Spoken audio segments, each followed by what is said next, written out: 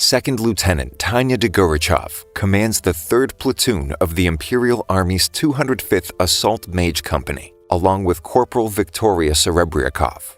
The Empire is a fierce military power fighting a war on multiple fronts.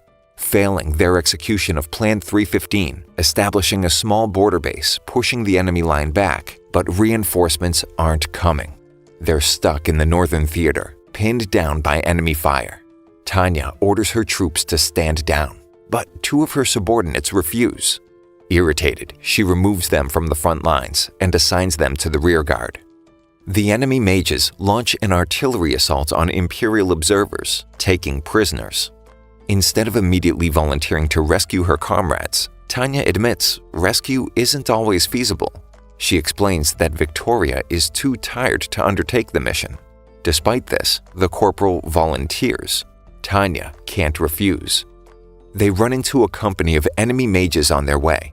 She tells her troops that she'll take them on alone. She can't have them die and ruin her chance at early retirement. Tanya's eyes turn gold, and she flies to an altitude of 10,000 feet, taking the mages out in one blow.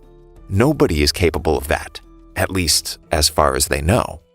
The reports on the enemy side call her the Devil of the Rhine, though the Empire uses the moniker White Silver after she received the Silver Wings assault badge.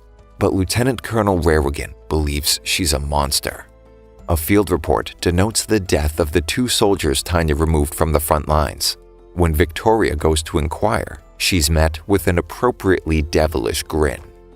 In 2013, a salaryman from Tokyo who works in HR must fire an incompetent employee. This only fosters resentment in the man. As the HR rep catches the train after work, he finds himself suddenly lurching forward towards the tracks while the train approaches.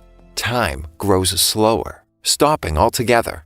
He recognizes the man he fired as his aggressor, as the frozen crowd on the platform begins speaking directly to him. At first, he dismisses it as some phenomenon experienced right before death. He doesn't believe in a higher power. Questioning the entity about whether they fancy themselves a god or a devil gets him nowhere. It doesn't matter to someone void of faith. He decides to refer to them as Being X. The entity gives him another chance at life, if only to find faith and acknowledge them as something akin to a deity. Being X decides to force him to face hardship to gain his loyalty. The salaryman is reincarnated as Tanya, a baby girl located in an analog to a European country in 1913. Tanya joins the military at the age of 9 after discovering she has a talent for magic while growing up in an orphanage. She has an aptitude as a soldier, and her talent is quickly recognized. She's put in charge of training new students, though her reputation of being cruel and unusual spreads fast, going so far as to throw a student through a wall during training. During maneuvers at the Northern Theater garrison, Tanya comes face to face with the Entente Alliance scouts as they begin their invasion of the Empire. She begins laughing. This is her chance to go out in a blaze of glory and retire. She takes out most of the mages with a crazed look in her eyes, ditches her weapon, hugs one of the soldiers, and forces her computation crystal to self-destruct. Despite her best efforts, she's awarded the Silver Wings Assault Badge and made a hero for the purpose of propaganda. At least she can avoid the front lines. After some time recovering, she's been reassigned, just as she hoped. Now she can avoid danger, until learning that she'll be testing a new computation jewel, the Illenium Type 95. Every test run ends in disaster. She might as well be fighting in the war. Her request to suspend the project gets accepted. That night, Being X visits her in the form of a nutcracker. She won't get off that easy. She dismisses it as a dream. But the next day, she finds a note reading Deus Lo Volt, God wills it. The testing is back on. The scientist behind it is now even more convinced of his invention. Apparently, he was visited by God the night before.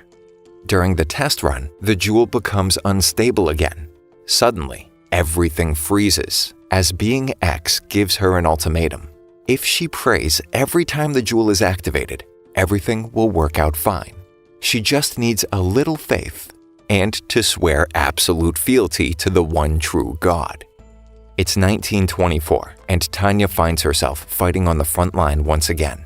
Forcing herself to pray every time she uses the death sentence around her neck only furthers her desire to curse God and escape the battlefield. Tanya is given another chance when Victoria receives a promotion upon her recommendation. HQ allows her to leave once more to attend a military university. Tanya excels in her studies. Though paranoid, she still carries a rifle everywhere after 6 months, just in case Being X decides to show up. In the library, she meets General Zetor. He asks her to speak about the war and for her opinion of the direction it might take. Allowed to speak freely, she shares her concerns about the possibility of a world war breaking out. The general asks for a formal report of her prediction after she panics during questioning, trying to save face while staying away from the war. Putting together a rapid response team comprised of mages would take full advantage of their agility and firepower, avoiding casualties and allocating those resources elsewhere. Tanya runs into her captain at a cafe, glad to see him in the capital, though she's met with worry as he has a daughter roughly the same age. Zetor proposes the rapid response team's formation at a strategic headquarters conference, volunteering Tanya to lead the operation. Meanwhile, the lieutenant colonel, who refers to Tanya as a monster, receives the report regarding the World War. He immediately pegs her as the author, and the top brass believes that she's changed during her time at university.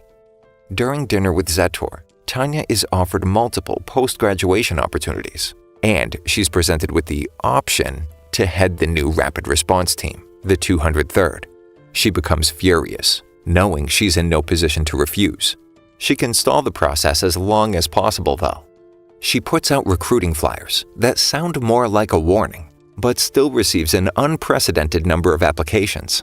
At least she can take forever going through them, until Victoria walks through the door, assigned as her personal assistant. She's already enlisted extra help to get through the paperwork promptly, trying to avoid provoking the Devil of the Rhine's infamous demeanor. Tanya's requirements to qualify for the operation are too difficult for most, and her superiors demand she lower her standards to expedite the process. She agrees, but requests to retrain the soldiers, claiming she only needs 1 month, which is unheard of, and giving her free rein over their training.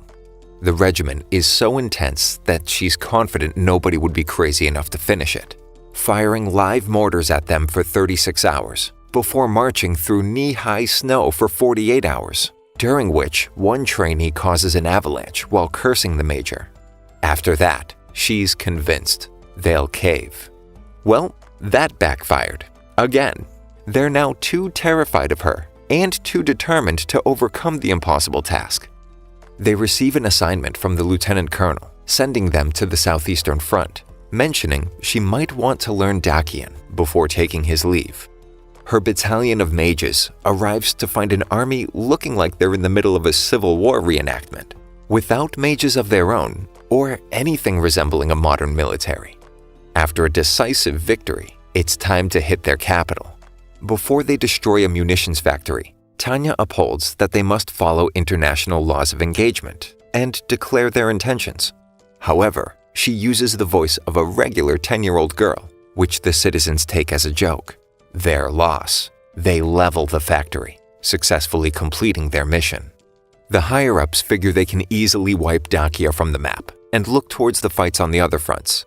The coming winter could throw a wrench in their supply lines, a perfect job for Tanya's battalion, escorting trains while enemy mages ambush them. And they aren't alone. There's backup from an unidentified nation using mages and bombers. Tanya's anxieties about a full-on world war are looking more and more like a possibility. Tanya announces to her men that she refused backup, and when they win, drinks are on whoever's company contributes the least. They get eyes on the bombers, and more enemy mages approaching. The major claims the bombers for herself, while ordering her men to take care of the others.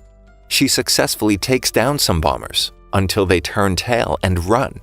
Tanya sighs. The only way to take them all out is to pray and use the jewel to execute a long-range spell that destroys the planes with one shot. Upon looking for survivors, a corpse begins speaking. It's Being X, asking if she's having a good time. How does it feel to have the whole world at her heels trying to kill her? Tanya uses a powerful spell to locate a nearby observation post, destroying it from a distance. Anson Su, one of the mages that attacked Tanya alone in the north, says goodbye to his family, taking up arms again for the Entente Alliance. Now the commander of Ors Fjord, a natural stronghold. Tanya objects to the plan of a frontal assault on the fjord, suggesting a retreat for the winter and regrouping with more supplies. When asked what she would do, she concludes that using the full frontal is merely a distraction while they send ships in from the rear. Tanya's battalion is chosen for a quick strike to disable the cannons on land so the ships can land safely. But they're not alone. Commander Su shows up with his own mage battalion, becoming enraged at the sight of Tanya, seeking revenge on the Devil of the Rhine. They successfully destroy the cannons and the enemy mages. Tanya personally defeats Su, stealing the new submachine gun his daughter gave him for Christmas as he falls into the icy waters below.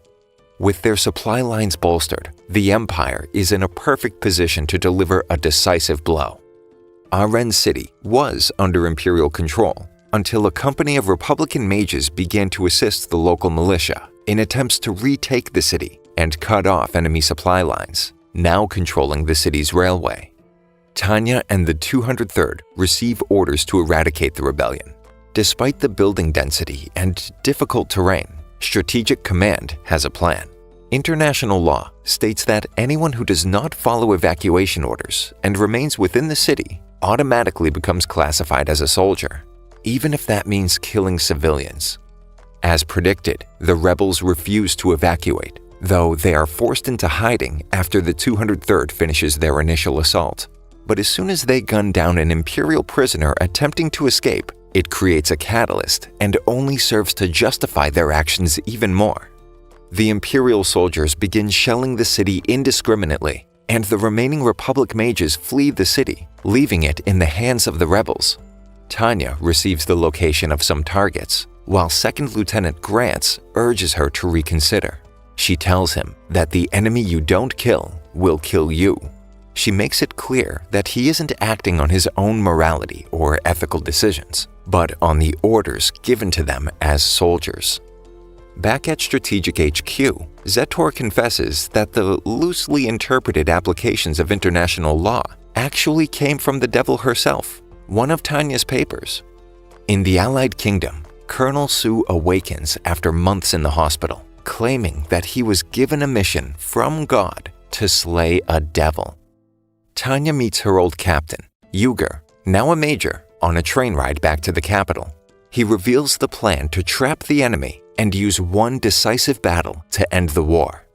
At the Command Strategy Conference, Zetor elaborates on the operation. He tells Tanya that the 203rd will penetrate beyond the enemy lines to take out the Republican Command HQ in Operation Shock and Awe. Tanya's favorite scientist has devised a rocket, the V1, which will allow mages to break the sound barrier for the first time. The only problem is, you can't steer them. They're literally magic missiles. They launch Tanya and her strike teams while the Imperial Army launches their feigned retreat, leaving presents behind for the soldiers who believe they're finally pushing the enemy back. Su is enchanting bullets on an Allied Kingdom ship, plotting revenge, eye patch and all. The landing of the V1s is a success. The 3 strike teams prepare to infiltrate their bases. Tanya's team finds the location empty, but the other 2 are successful. They begin their retreat and rendezvous. Operation Shock and Awe is complete. The news reaches Strategic HQ, where prominent figures of Imperial society berate the military about their secret and risky plan, though they begin to place more faith in the remainder of the operation upon hearing of the enemy HQ's destruction.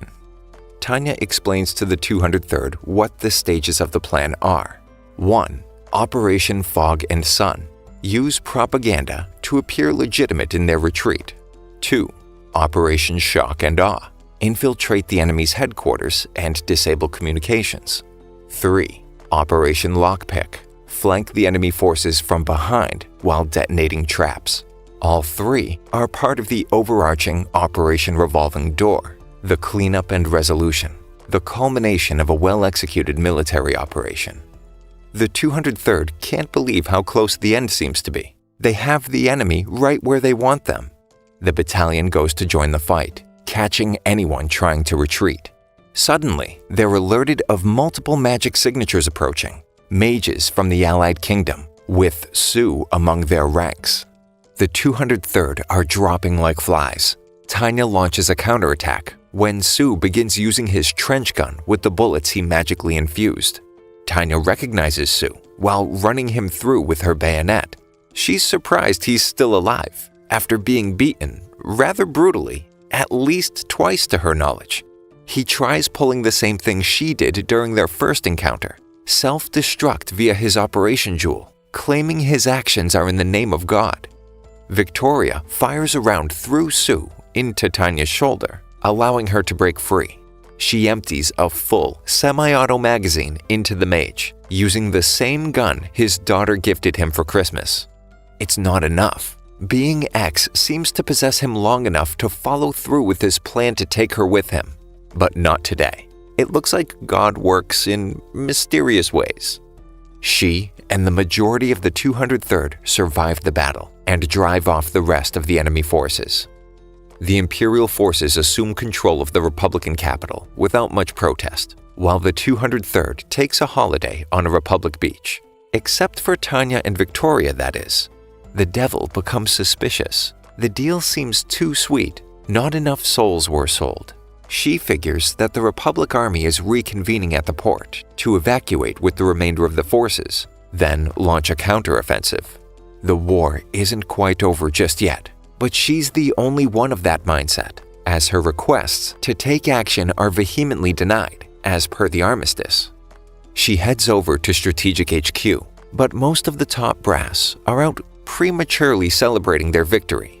The only one willing to hear her out is the only one who's been cautious of the little monster, explaining how the rest of the nations will not stand idly by and accept their victory without retaliation.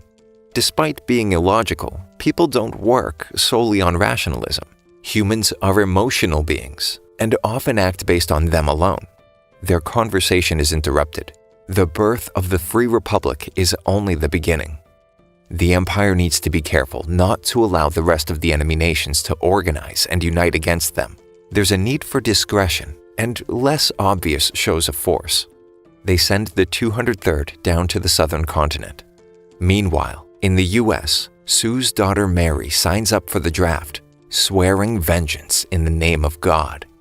Arriving near Tunis, Tanya gives a speech to her battalion. She denounces God. War is proof of his existence and his failure. She challenges Being X once again, refusing to give in and worship the self-proclaimed deity. It's time for war. Thank you for listening until the end. Subscribe for more videos like this.